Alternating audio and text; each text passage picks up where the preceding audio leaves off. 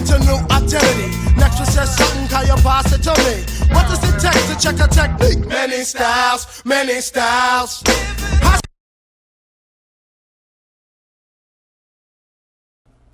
Buddy's Pro Shop. Videos by bowlers, for bowlers.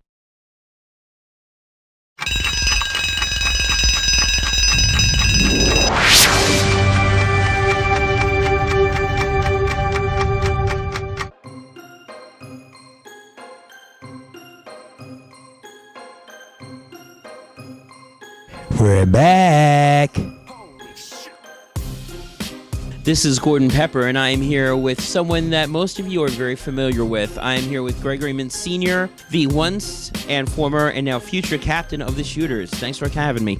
Glad to be here. Tell us a little bit about the origin of the Shooters for people that really don't know that much about you guys. In the beginning, it was only one team, and Phil reached out to us because he had a great idea about bringing bowlers together, but in an untraditional way. It was great. The UBA was great. It was thriving. Had a lot of people wanting to be members. They go, how you join this and that? And looked at our jerseys and said, wow, it's cool. You know, a couple times we went to like the Bologna tournament. We went out there. A couple local tournaments we went to. People didn't know what the UBA was, so it was a lot of fun back then. What do you think about the UBA now? How do you like it? What do you like? What do you not like? It's a lot of teams, and but when you got something that's good, you know, everybody wants to be a part of it, and I don't think there's anybody that's not a part of the UBA. Everybody's a part of the UBA, everybody. What you have right now, you have over 210 teams right now. Could you imagine that? When you started this up, did you think, wow, 210 teams, close to 20 different states? No, when we first started, like I said, it was 4 teams. Then I think we went like to 8, then to 12. I thought that would, be like the limit. But it was so good. The videos was good. It was trash talking. We were making a lot of noise. Guys throwing the ball, shooting numbers, and it just became a crave, and everybody just wanted to be in the UBA. That's a lot of teams. One of the things that's interesting, and I've pretty much been all over the place, and UBA is all about embracing the culture. Now, Northwest New Jersey District is one of the louder districts that's there. How would you compare that district with the other ones? I really don't know the other districts, that well, but the Northwest District is the toughest district. We got hitters all over the place. The Garden Foundation, you got a monster squad. A monster squad.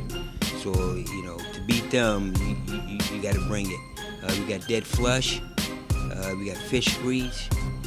You got a lot of strong teams in the Northwest, and a lot of people are talking trash, but they're bringing it. All right, so let's talk about the Shooters a little bit. You have a lot of them. You have shooters that have started their own groups. You have like a Justin Sloan that's out there in the Northeast New Jersey. You obviously, J.R. Johnson, have tons of talent that's out there, a lot of which spread out to Northwest New Jersey. You also have, of course, the celebrity guest of the Shooters. You had Ed Lover. So talk to me, how did Ed Lover get involved in this? Well, Ed Lover, he got involved because, like I said in the beginning, when Phil put this together, what happened was it was a party for celebrities that they had at one of the bowling alleys. And during that time, we had a few bowlers that knew 1 or 2 bowlers on Phil's team. So when the challenge came up, they wanted to challenge the Shooters.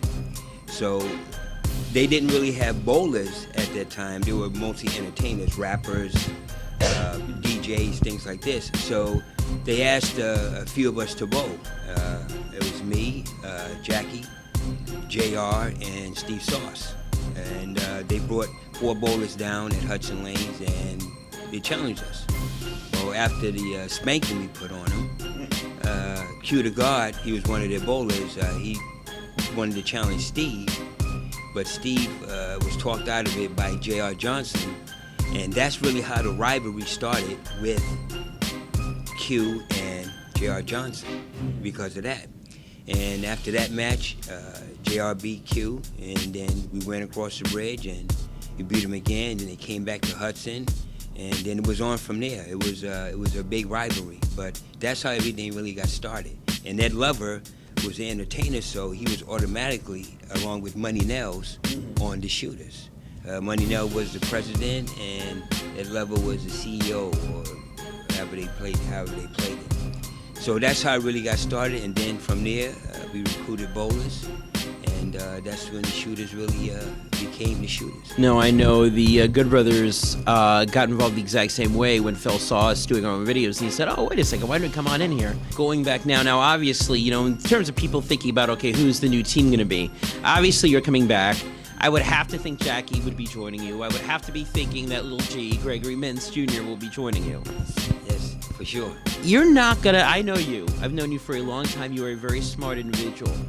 You're not just gonna go jumping in with 3 of you. I know that you've got a decent number of people. So without saying names, because I know you're not gonna tell me the names, how many people do you think that you have coming back in?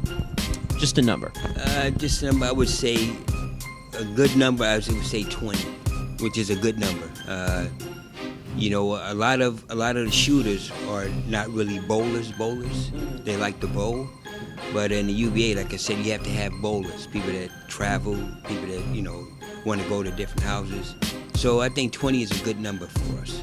But there will be more, but 20 bowlers, you know, ready to go out to any house and bowl. I would think it's a good number that we have. Is it safe for me to assume that these 20 bowlers, you'll have at least 10 of them that are 230 or better? Yes. 10 or better, yes. 230 or better.